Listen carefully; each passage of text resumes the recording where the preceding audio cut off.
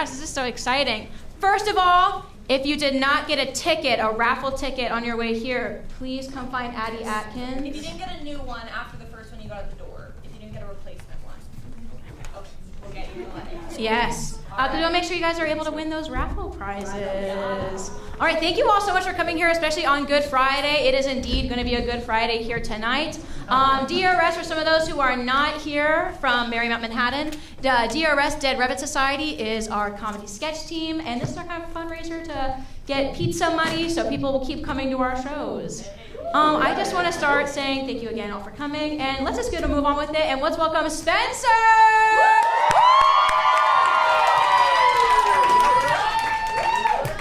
Has anyone here ever been finger fucked at a Wendy's? Wow. No! Yeah! Me neither. Yet. Hi, I'm Spencer. I'm a playwriting major here at Marymount Manhattan. My pronouns are they, them. And being a playwriting major means that I'll have a survival job during the day and have sex at night.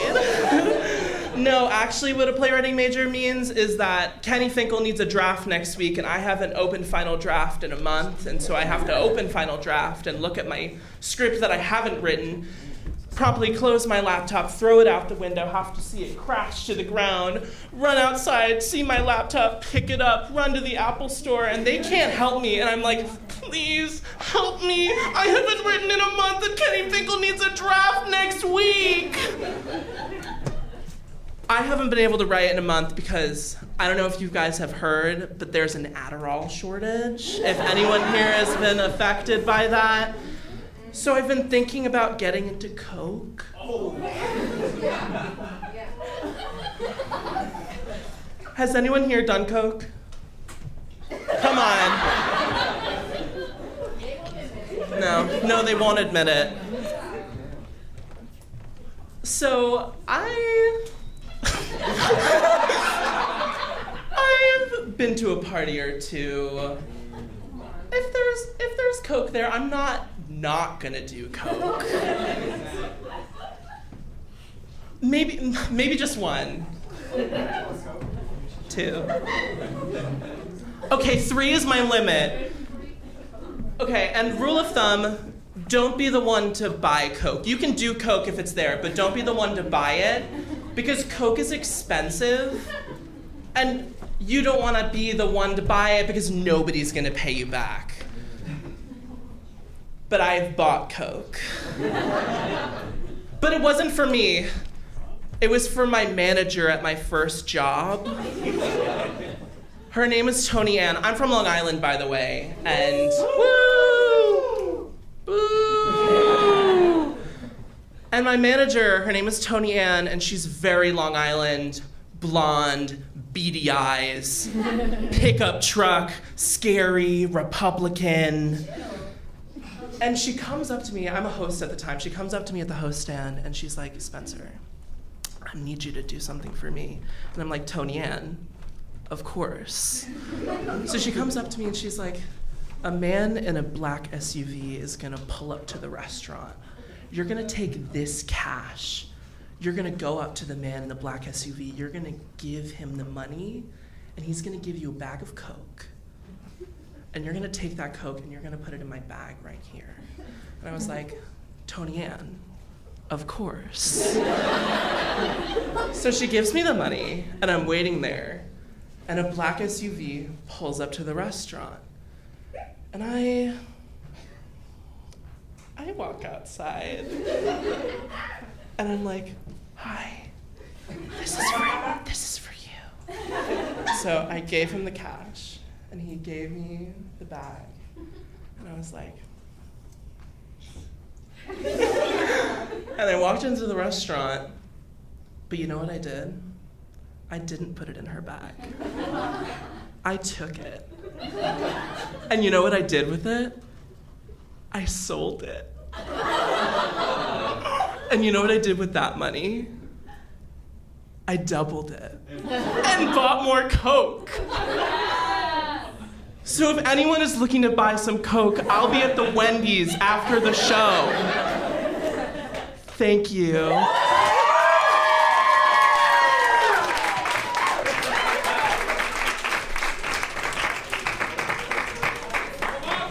what they say, when life gives you Coke, you go to Wendy's. Anyway, thank you again, Spencer. A round of applause for Spencer. I would like to welcome our next comic, Bria.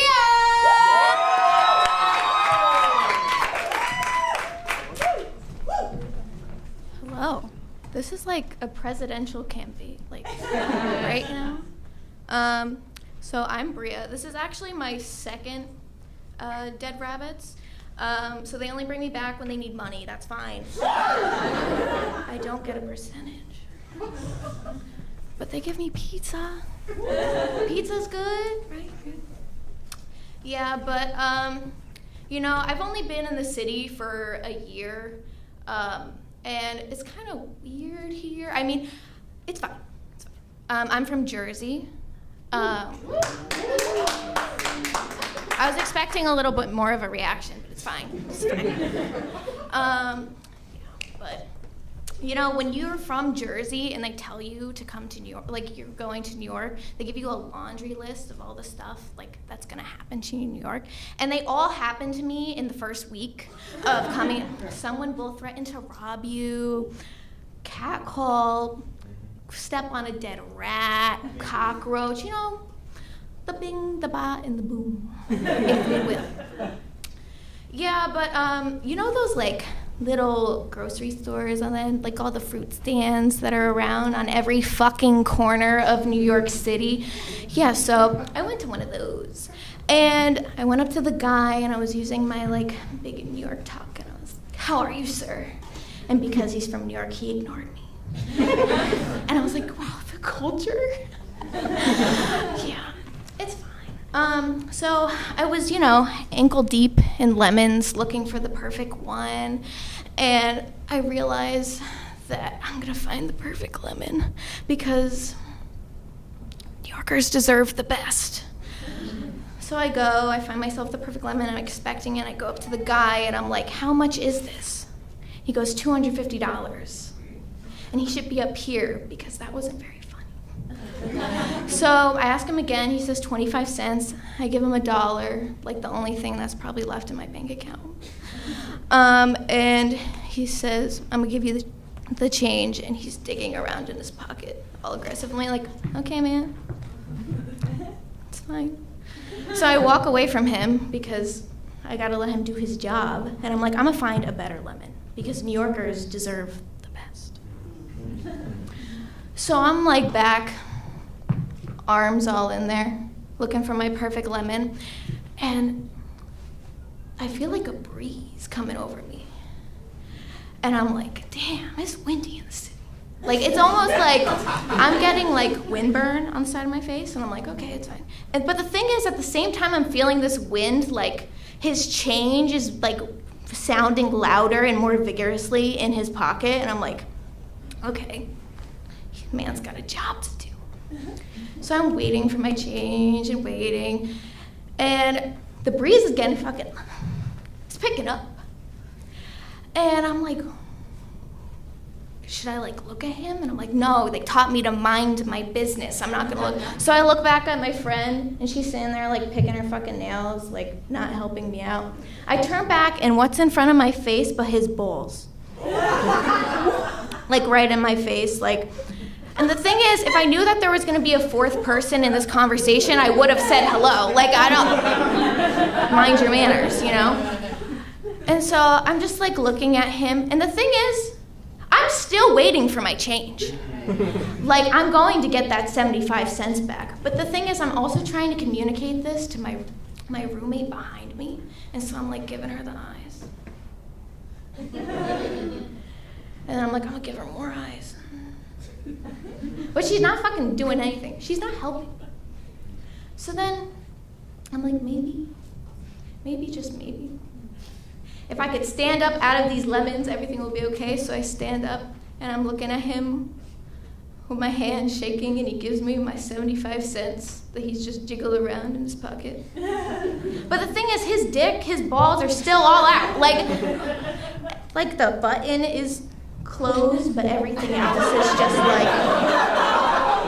And I was like, I didn't know jorts fit the aesthetic here, but I'm here. So I finally get my change back, and I'm just like this. But the thing is, I'm like, do I tell him that this is out? I'm like, do I help him? And so I'm like, how do I say this without saying it? So I'm just like, thank you, sir. How are you? Do you feel a breeze? Like, is everything okay? And I was like, I need hand sanitizer to clean myself off. So my roommate like pours it all over the lemon, and I'm like washing it off and the change in my hand. But the thing is, like, maybe I should put some in my eyes because I probably got an STD from that. I'm Bria, thank you.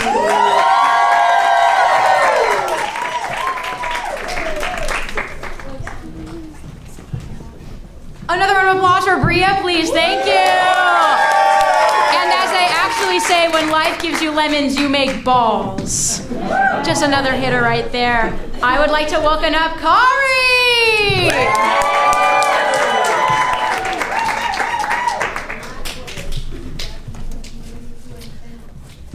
Ooh, hello. Hi. You seem fun.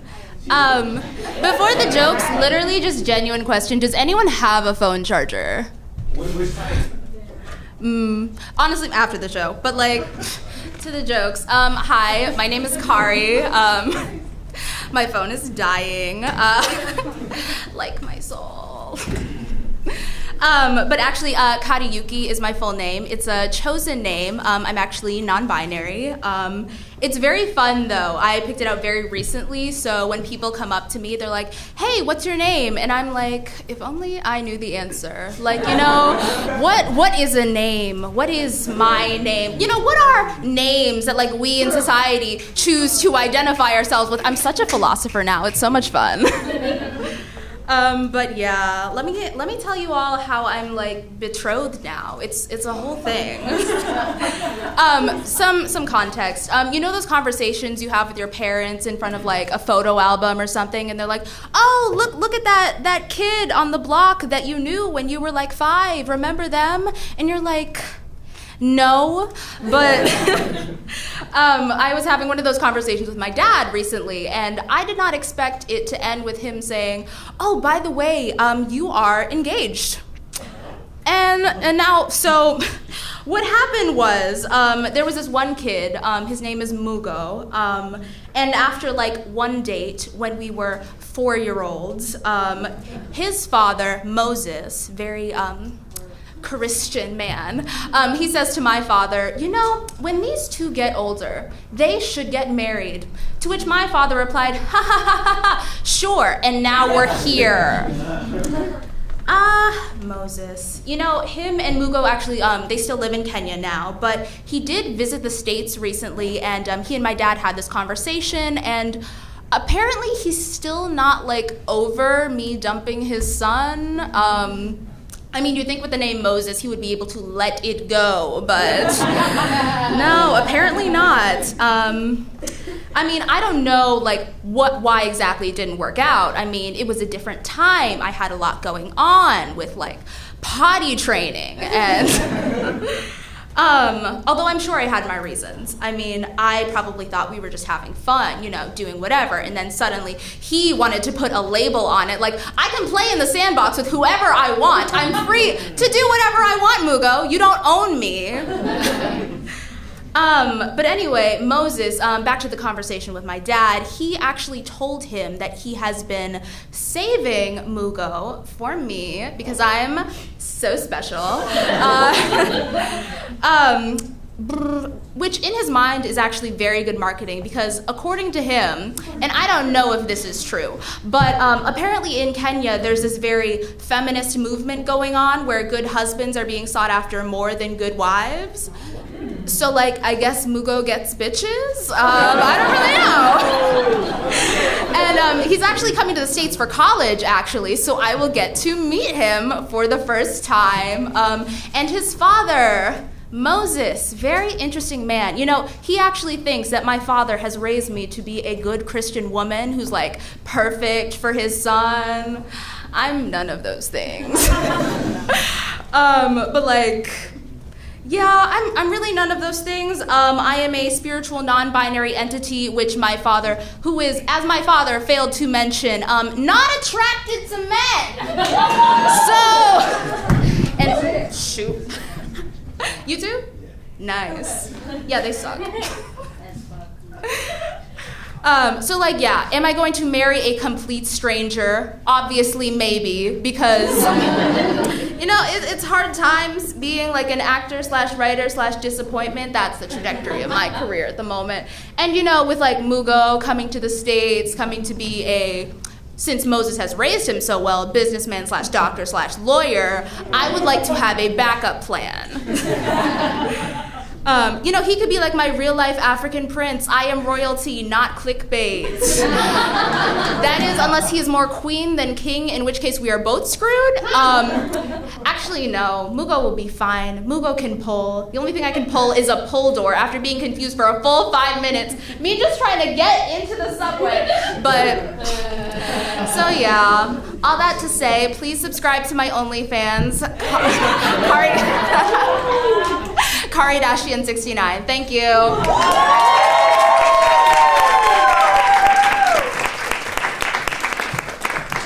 One more round of applause for Kari for that one, all right? All right, can I bring Elaine Walsh onto the stage, please?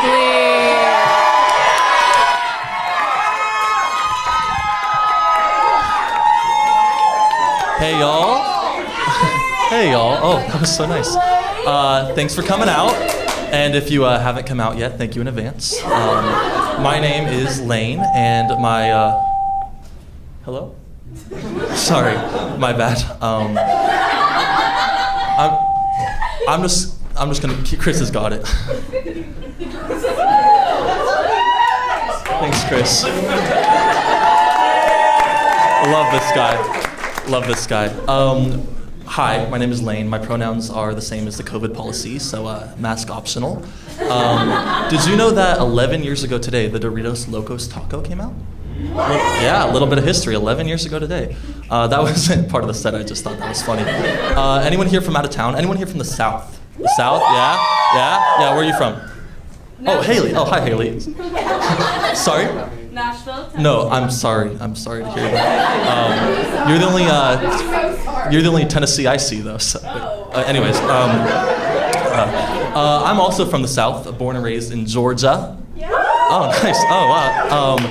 And there's a lot of culture shocks, Haley, I'm sure you'll agree, from growing up in the South and moving to the North. I think, if you grew up in New York, you grew up with Broadway and with public transportation, and if you grew up in Georgia, you grew up with manners. So, and I mean, do I think the New Yorkers have terrible manners? Things overplayed? Yeah. Do I think that New Yorkers are assholes? Yeah, and not the sexy kind either. I was walking into a bodega the other day and bumped into someone coming out with groceries, and I was like, oh, I'm so sorry. And they looked at me right in the eye, and they were like, oh yeah, you're sorry? We all have problems. Walked away. One, doesn't make sense. Two, rude. What else? New Yorkers, okay, in Georgia, we have lots of animals, lots of wildlife. New Yorkers, the rats have taken over. Georgia, in New York, there's a lot of genders and gender identities, gender expressions. In Georgia, the only cross-dressing we have is Jesus Christ. So, yeah, that's a little edgy joke. Thanks. Sorry, that was fucking hell. Fucking hell, that's another thing. Cursing, I never used to curse growing up. I remember my sister, first time I cursed, she was like, ew, it sounds like a baby's trying to swear. Fucking bitch.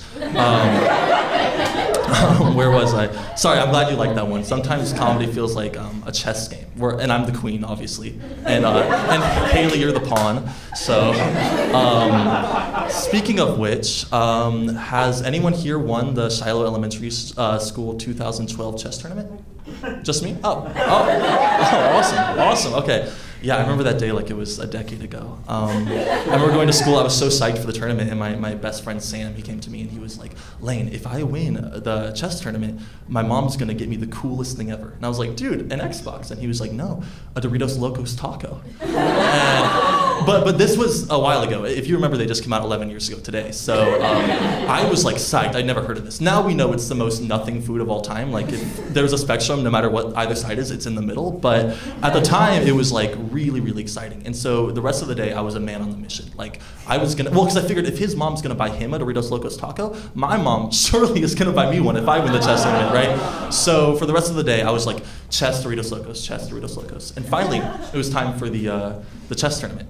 And I was on something else. Doritos Locos Tacos will motivate a fourth grader like nothing else. And so, checkmate, checkmate, checkmate, checkmate. Finally, it was me against Sam, the top two. And I remember thinking, like, geez, the stakes are so high. Well, the stakes were already enormous because of what was on the line, a Doritos Locos Taco. But the stakes were so high because he's the one who told me about it. And if I beat him, I would take away his taco pretty much. So I kicked his ass, and I remember going home that night, and I was like, Mom, I won. Get me a Doritos Locos Taco right now. And she was like, no. And which was a blessing in disguise, because a few weeks later, I finally had a Doritos Locos Taco. And I don't know if y'all have ever had one, but it takes a toll on you. It takes a toll on your body that you can't get back. It's a hostile talkover, for sure. Yeah. They say end these on a high note, so bye.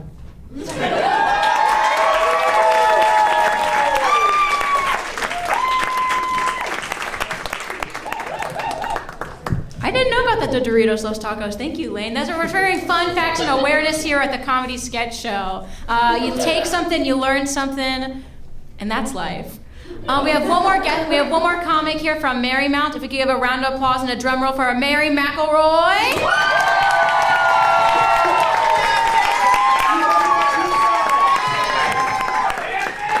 Hi guys, I'm Mary. I use she, her pronouns. You might know me from the pizza. Yeah. One slice per person, my bad. So anyway, the other week I went to go see Lysistrata. Give a hand. They were amazing, but I was really excited to go, but I was really freaking scared because I had to take the subway at night by myself as a woman, and that's scary. And also new to New York, and it's like, oh my God. But it's okay. I get myself onto the E train, and I see my friend, and I'm like, thank God, like twist of fate. I felt safe. And then we got to Port Authority. Yeah. If you know, you know. I don't need to say anything. It's Port Authority. And she's unfortunately not coming with me to Lysistrata. She's on her way to Shucked. So I'm like, fuck, I'm gonna be alone again. So we get outside, and I'm like, my God, where am I? And I am not one of those girlies who's gonna whip out her phone and do the Google Street View. Like, I refuse to scan the buildings. I refuse. I'm not gonna do it. So I would rather walk the wrong way, which I did. So I'm like, all right, I saw Shucked the other week. I kind of know where I am. Let me get her to Shucked. So I walk her, drop her off in line, and I'm like, shit, like I'm pretty sure it's just down this way. And then I'm walking, and I'm like, oh God, it is not this way. So I'm like, all right, I got a couple options. I could walk back down the block, but then my friend's gonna see me, and she's gonna know that I went the wrong way. And I can't let her have that satisfaction. I can't do it. So I'm like, all right. Or I could like walk around the block and then go back that way. But like that's more walking that I didn't sign up for, and I already just walked an extra block. Like, no, I'm not gonna do that. And I'm like, oh my God, New York brain, I'll take a taxi. So, and one arrives. One is turning the corner as I stick out my hand. I'm like, oh my God, this all works. And I get in the taxi, and I'm like, 11th Avenue, please. And then he's like, awesome. And then we don't move, and I'm like, what? And then I realized that this entire block that I just walked down is like packed with traffic because we're right next to Port Authority, and all the buses are blocking the intersection. And now I'm like, fuck. I'm just gonna sit in this cab with this guy and the meter's gonna keep going up, but I'm like, you know what? I only have 20 minutes left to get there. I'm gonna stay in the cab. It's gonna work out. So then by the third light cycle, I'm like, all right, we're not moving. And then I turn to my left, and it's my friend in line for Shucked, and I'm like, oh my God. I'm like, there's no way she's gonna turn and look at me in this cab right now, because we're not moving anytime soon. So I'm like, all right. It's fine. Okay, by the 4th light cycle, we're still not out of the 1 block. And I'm looking at the meter and it's at $13. And there's still buses in the intersection. I'm like, all right, I just gotta cut my losses. So I say, excuse me, sir, I'm just gonna walk it. It's fine. And he's like, yeah, okay. And I go to open the door and it's still locked. And I'm like, right, he expects me to pay him $13 for just riding in traffic with him. So I do, because I'm too afraid to just be like, please unlock the doors. Like, I'm too afraid. I don't want to get arrested. I don't know how that works. I don't think, like, I had to pay him, but, like, whatever. So I pay him $0 tip, and I get out, and then all of a sudden the cab speeds through the light on the next light. I'm like, are you kidding me? I should have just stayed in the goddamn cab. I would have been there. So after paying $13 for nothing, I'm running through the back alleys of Port Authority. I pass what I think is a drug deal. I don't really know. But I make it to Liz Estrada. I sit down in my little seat. I have a great time. And as I'm in the 2nd act and there's a bunch of people with balloon dicks on their pants, I'm like, you know what? This is New York. This is it.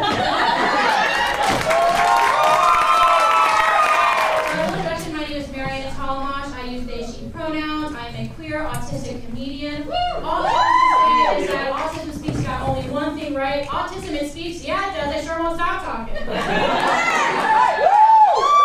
Who knows what autism is? Raise your hand.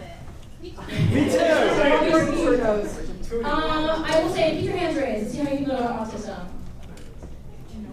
That's actually a fairly high number. I was impressed. I was worried people wouldn't want to say anything because they were scared to say the wrong thing. What do you think of autism, though? Are you imagining like Sheldon Cooper from Big Bang Theory? What are we picturing? Me? I'm rocking back and forth when your plans change slightly from the entire day. That's incredible. Yeah. I love the idea of being the face of autism. That would be an incredible brand tag name. The face of autism? Beautiful. No, how I learned I was autistic, through my whole life, I was incredibly awkward. I didn't know how to put on deodorant or read facial cues. Not setting yourself up well for middle school and puberty, not hot. But I learned my mother would make this joke to me every time I talked to her about how I was like, I just feel like I'm so weird from everyone. And she would say, you're just autistic. But the tone she used as an autistic person didn't feel real. It came into a point where in high school I just kept going like, I don't have any friends, I don't feel like nobody gets me. And she go, Maryanna, you're autistic. And I'll say, Mom, that's not nice to say. You gotta cut that out, that's just not nice. And she went, no, I'm not joking, you are autistic. You have level 1 Asperger's syndrome. Crazy that it's rated by levels, as if there's a big giant boss of autism at the end. I want to meet. No, I think autism's a beautiful thing. Ever since I learned I had autism, honestly, it's made my life a lot easier. I think autism is kind of beautiful. My therapist, who specializes in autism, woof, what a job. She told me that autistic people are kind of like superheroes. They learn everything they can about one specific thing. I think some of those brilliant people I know are autistic. My friend Derek in the back is autistic. They just got into grad school. We have lots of playwrights who are autistic. And they're all changing the world with this disability. And I'm not saying there's a right way or a wrong way to be autistic. But sometimes I feel like I got the wrong end of the shtick. What am I meant to do in Sims 4 lore and Columbine High School? What am I meant to do? Nobody wants these fun facts. You can't change the world going, did you know Bella Goth disappeared in the Sims 2 franchise? One time, and this isn't a joke, 3 hours, my very kind friend Maggie let me go on about the Sims. I should have paid her for that, honestly. That was a duty she did. No, it's really interesting. People don't really understand autism. I was recently at the doctor with my friend Derek. And I had to get an antibiotic shot on my butt. like a cartoon character. And I'm laying there, tummy out, ass out, cheeks up. Because my nurse asked if I have any medical conditions you should know about. And I explained I have autism spectrum disorder, and I'm scared of needles. And she goes, oh, like what kind of autism? Like it's fun flavored. It's fun scented. And I didn't know how to explain to her that what she might be picturing of like Sheldon Cooper, audit from Community, it's not really how I'm going. So I just told her, technically, yeah, like it's Asperger's syndrome. And she goes, oh, it's okay. She pulls the needle straight up away from my ass, my little cheeks, as I'm trying to get an antibiotic. And she goes, it's okay, it's gonna be okay. You have Asperger's, not autism. As if I was dying of autism. And sometimes it does feel like that. Vaccines and autism, crazy history. You know, my lifetime goes back and forth on it. Every vaccine I get, it like doubles out, cancels the autism, and all of a sudden I understand social cues, but then I go get the booster and I'm back to not knowing what people's facial expressions mean. Damn, sorry, I can't stop thinking about needles and I'm freaked out. That's my time, thank you.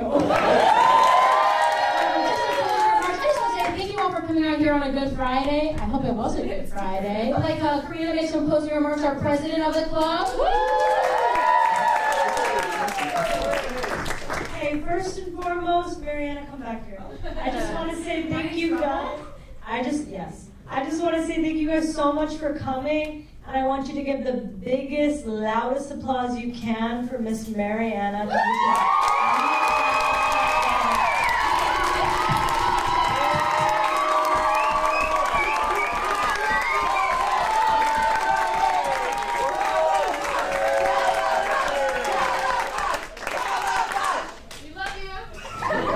What did you say?